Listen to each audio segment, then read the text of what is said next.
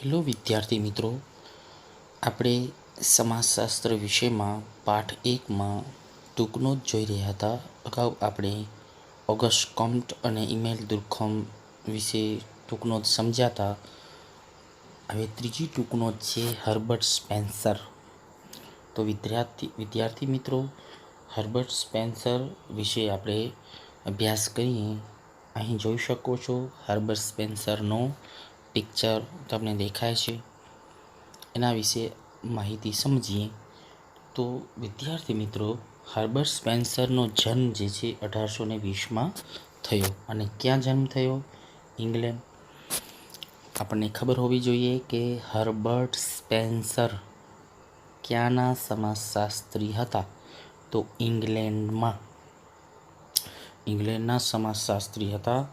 અને તે ક્યારના સમાજશાસ્ત્રી ગણાય છે? તો 19મી સદીના બ્રિટિશ સમાજશાસ્ત્રી હતા.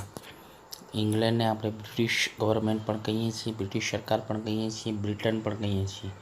એટલે એ કેવા સમાજશાસ્ત્રી? બ્રિટિશ સમાજશાસ્ત્રી હતા. જ્યારે કે ઓગસ્ટ કોમ્ટે અને ઇમાઇલ દુર્ખેમ ફ્રાન્સિસ સમાજશાસ્ત્રી કહેવાય છે. જ્યારે હર્બર્ટ સ્પેન્સર બ્રિટિશ સમાજશાસ્ત્રી હતા. હવે આગળ સમજીએ. તો એણે બે મુખ્યત્વે બુકો જે લખી છે એ અલગ અલગ સમયમાં લખી છે. તો 1873માં the study of sociology, the study એટલે અભ્યાસ, ઓફ સોશિયોલોજી એટલે સમાજશાસ્ત્ર, તો સમાજશાસ્ત્રનો અભ્યાસ.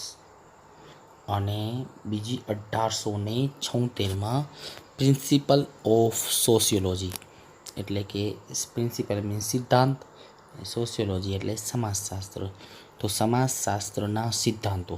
આ બે મુખ્ય પુસ્તકો જે છે એ કોની છે? તો હર્બર્ટ સ્પેન્સરની. આ પુસ્તકોમાં સમાજનો કેવી રીતે વિકાસ થાય છે એની આખી પ્રોસેસ જે છે, આખી પ્રક્રિયા જે છે એ સમજાવી છે. અને એ સમાજને લગતો કયો સિદ્ધાંત આપ્યો છે? ઉત્ક્રાંતિનો સિદ્ધાંત આપ્યો છે. તો અહીં વિદ્યાર્થી મિત્રો બે વસ્તુ ખાસ યાદ રાખવાની છે કે ધ પ્રિન્સિપલ ઓફ સોશિયોલોજી અને ધ સ્ટડી ઓફ સોશિયોલોજી આ પુસ્તક કોણે લખી છે? તો યાદ રાખવાનું, હર્બર્ટ સ્પેન્સર. અને એ પુસ્તકોની અંદર કયો સિદ્ધાંત આપ્યો છે? તો સમાજના ઉત્ક્રાંતિનો સિદ્ધાંત. ઘણી વખત પૂછાય છે કે સમાજને લગતો ઉત્ક્રાંતિનો સિદ્ધાંત કોણે આપ્યો છે? તો કોણે? હર્બર્ટ સ્પેન્સરે. હવે સમજશો કે હર્બર્ટ સ્પેન્સરે સમાજ જે છે, આખો આપણો આ સમાજ જે છે એને કોની સાથે સરખામણી કરી છે? તો વ્યક્તિના દેહ સાથે. દેહ મીન્સ શરીર, મતલબ કે વ્યક્તિના શરીર સાથે સરખાવી અને જીવંત પ્રાણી એટલે કે માણસ, જીવંત પ્રાણીની જેમ સમાજને વર્ણવ્યો છે. મતલબ કે હર્બર્ટ સ્પેન્સર એમ કહે છે કે સમાજ પણ માનવનો જે શરીર જે છે એની જેમ જ છે. અને માનવનો શરીર જેમ પ્રોગ્રેસ કરે છે એવી જ રીતે સમાજ પણ પ્રોગ્રેસ કરે છે, સમાજ પણ ઉત્ક્રાંત થાય છે, સમાજ પણ પ્રોગ્રેસ થાય છે, પ્રગતિ કરે છે, આગળ વધે છે. જો આગળ સમજૂતી આપેલી જ છે. જેમ શરીરનું જીવંત દેહનું બનેલું છે, એક શરીર જે છે આપણું બોડી એ શેનું બનેલું છે?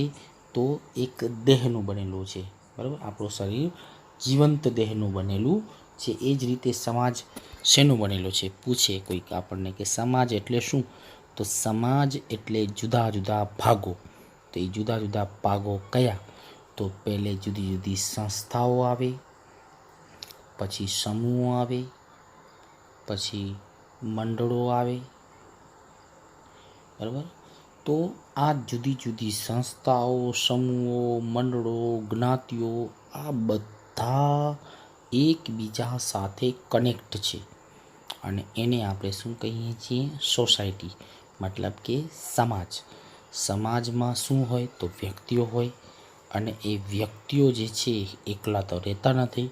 વ્યક્તિઓ કેવી રીતે રહે છે તો સમૂહમાં રહે છે. મતલબ કે પહેલાં દરેક વ્યક્તિનો એક કુટુંબ હોય, પછી એક દરેક વ્યક્તિના કુટુંબ સાથે એની જ્ઞાતિ હોય, પછી આ જ્ઞાતિ એક સમૂહ છે. એવી જ રીતે સમાજમાં જુદી જુદી સંસ્થાઓ છે. દાખલા તરીકે શાળા સંસ્થા, જ્ઞાતિ સંસ્થા, અર્થવ્યવસ્થા, રાજ્ય વ્યવસ્થા, બરાબર. આ બધી સંસ્થાઓ જે છે એકબીજા સાથે જોડાયેલી છે. મતલબ કે આ બધી સંસ્થાઓને એકબીજાની જરૂર પડે છે. તો પછી સમૂહો, સમાજની અંદર ઘણા બધા સમૂહો છે, મંડળો છે. તો આ બધાએ એકબીજા સાથે કોઈક ને કોઈક રીતે ટચ છે. એટલે સમાજ જે છે એ શેનો બનેલો છે? જુદા જુદા ભાગોનો બનેલો છે, એવું કહી શકાય. કે જેવી રીતે શરીર જે છે, આપણો દેહ છે, આપણી બોડી જે છે, જુદા જુદા પાર્ટથી બોડી બને છે. દાખલા તરીકે હાથ છે, પગ છે, પેટ છે, માથું છે, નાક, કાન. એને આપણે શું કહીએ છીએ? માનવ શરીરની બોડી, જીવંત દેહ. જો હાથ પગ ને એ ન હોય તો બોડી ન ચાલી શકે બરાબર રીતે. શરીરના તમામ અવયવો, એ આખો શરીર જીવંત તો જ રહી શકે કે જો શરીરના તમામ અવયવો તંદુરસ્ત હોય.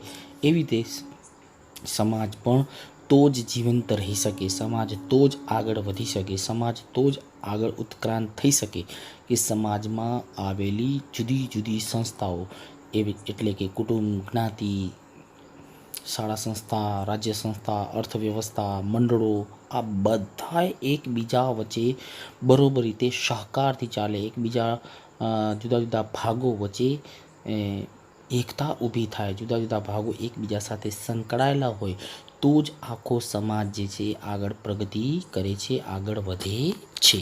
કહેવાનો અર્થ એ ટાઈપનું છે. પછી સમાજને જીવંત રાખવા માટે શું કરવું પડે? તો આ બધા જે ભાગો જે છે એને મળીને કાર્ય કરવું પડે. મેં તમને હમણાં જ કીધું કે જો સમાજને જો જીવંત રાખવો હોય, જીવતો રાખવો હોય, આગળ વધારવો હોય તો કુટુંબને પણ કાયમ માટે રાખવું પડે, જ્ઞાતિને પણ કાયમ માટે રાખવું પડે, શાળા સંસ્થાઓને પણ કાયમ માટે રાખવું પડે, રાજ્ય વ્યવસ્થાને પણ કાયમ માટે રાખવું પડે, અર્થવ્યવસ્થાને પણ કાયમ માટે રાખવું પડે. જો આમાં કોઈ તૂટ આવે તો સમાજ વ્યવસ્થા પડી ભાંગશે, સમાજમાં અવ્યવસ્થા ઊભી થશે, સમાજ આગળ નહીં પણ પીછે હટ કરશે. એટલા માટે હર્બર્ટ સ્પેન્સરે કહ્યું છે કે સમાજ તો જ જીવતો રહી શકે કે આ બધા જુદા જુદા ભાગો જે છે, મતલબ હમણાં જે આપણે કહ્યું જુદી જુદી સંસ્થાઓ જે છે એ બધા ભેગા મળીને કાર્ય કરે તો જ સમાજ જે છે આગળ વધી શકે છે. અને એ બાબત જ પોતાના સિદ્ધાંતમાં સ્પષ્ટ કરી છે. અને એ સિદ્ધાંત કયો છે? સામાજિક ઉત્ક્રાંતિનો સિદ્ધાંત. તેઓ જે છે એ પ્રાણીઓની જેમ જ સમાજની ઉત્ક્રાંતિ એમ કહે છે કે જેવી રીતે કોઈ પ્રાણી જે છે એ આગળ વધે છે, પ્રોગ્રેસ કરે છે, એવી જ રીતે સમાજ પણ પ્રોગ્રેસ કર્યું છે. પ્રાણી મીન્સ બધા આવી જાય, ઘેટા, બકરા, કૂતરા, બિલાડા, બધા પ્રાણીઓ છે. એવી રીતે માનવ પણ એક પ્રાણી છે. પણ માનવમાં શું છે? એક માનવમાં મગજ જે છે, એટલે માનવ બુદ્ધિશાળી પ્રાણી છે. આપણે પણ પ્રાણી છીએ. તો આપણી કેવી રીતે પ્રગતિ થઈ છે? તમે સમાજશાસ્ત્રના પુસ્તકની અંદર પાછળના પૃષ્ઠ તરફ તમે નજર નાખશો તો માનવ જીવનની ઉત્ક્રાંતિનો સિદ્ધાંત, મતલબ કે સીન આપેલો છે કે પહેલાં માનવ કેવો લાગતો હતો?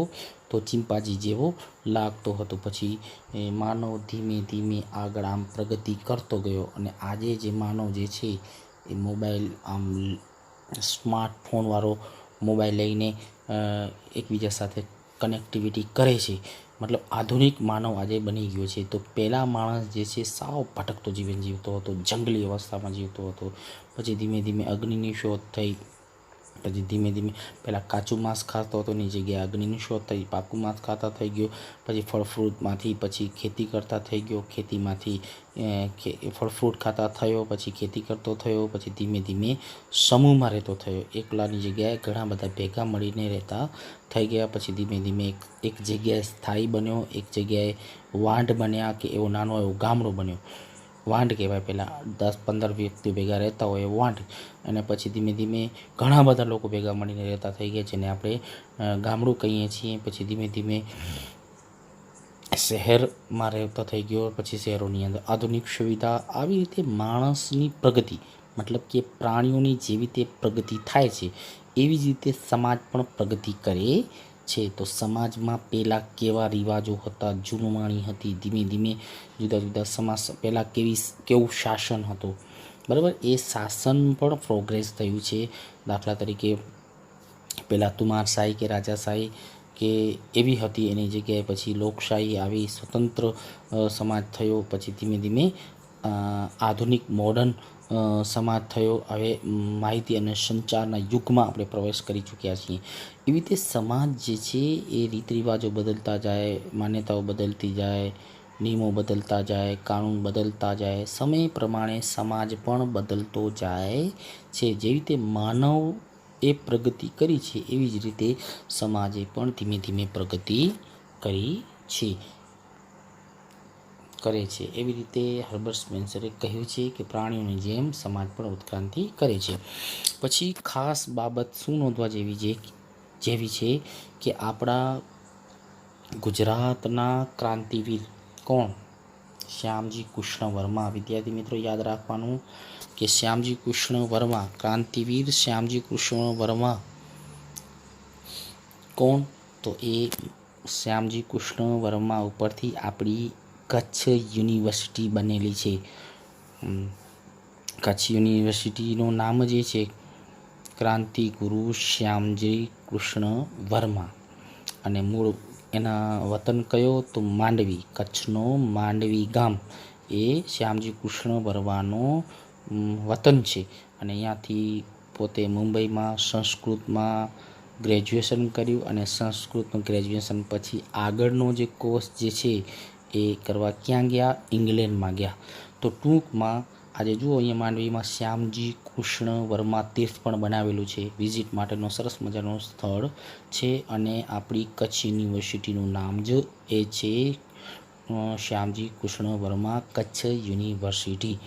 તો એ શ્યામજી કૃષ્ણ વર્મા હતા, એ પોતાના લંડન નિવાસ દરમિયાન હર્બર્ટ સ્પેન્સર સાથે ખૂબ જ પ્રભાવિત થયા હતા. જો શ્યામજી કૃષ્ણ વર્મા એક ક્રાંતિવીર હતા. તે પોતે લંડનમાં રહી અને ભારતમાં ક્રાંતિની જ્યોત પ્રગટાવતા, જ્યોત જગાવતા, ક્રાંતિવીરોને આપણા જે ક્રાંતિવીરો હતા એને સાહસ આપતા એવા શ્યામજી કૃષ્ણ વર્મા જે છે એ ખુદ પોતે આ હર્બર્ટ સ્પેન્સર નામના સમાજશાસ્ત્રી સાથે ખૂબ જ પ્રભાવ હેઠળ હતા અથવા પ્રભાવિત હતા.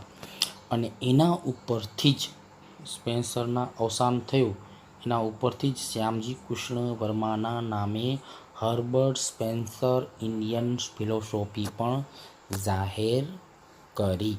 કોણે? તો શ્યામજી કૃષ્ણ વર્માએ. તો વિદ્યાર્થી મિત્રો હર્બર્ટ સ્પેન્સર વિશે આપણે સમજ્યા. તો આ ટૂંક નોંધની અંદર ખાસ વસ્તુ શું જોવાની છે કે હર્બર્ટ સ્પેન્સર ક્યાંના સમાજશાસ્ત્રી હતા?